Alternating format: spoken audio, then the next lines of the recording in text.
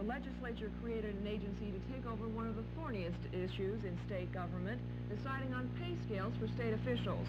And this week, that agency took action, only to meet with a barrage of protests, some of the loudest coming from legislators themselves.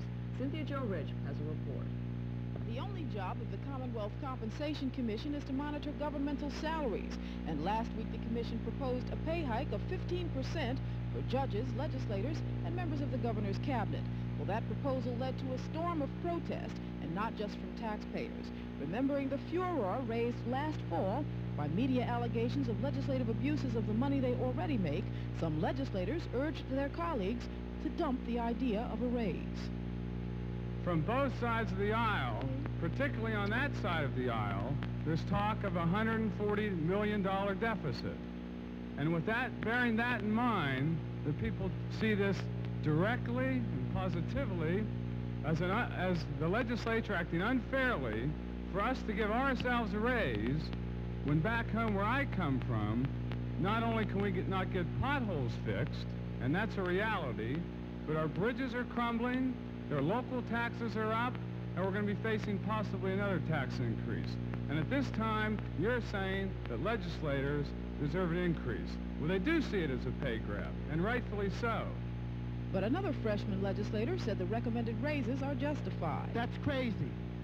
That is literally insane to say that we're not worth any more than this little bit of money that the compensation committee told us that we should get, and now we have to put it off for 2 years. If we're going to give ourselves a raise in 2 years, let's reject the Ryan Amendment and give ourselves the type of raise that we are entitled to, and tell the press, if you don't like it, write whatever you want, right? Because we're doing our job and we're doing it the way it should be done.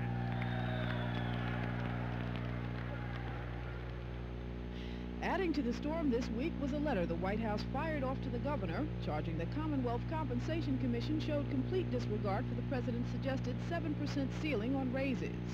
News of the letter was picked up by the national press, and in it, Alfred Kahn told Thornburg, "I am sure you understand that whenever public officials exceed the president's wage and price guidelines, it is a setback for our anti-inflation effort, not only in and of itself, but also because of the poor example it sets for everyone else.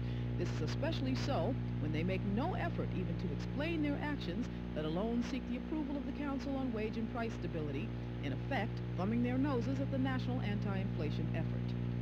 The legislature decided to hold off on those pay increases for 2 years, more because of Pennsylvania's constitutional restrictions than because of presidential edict.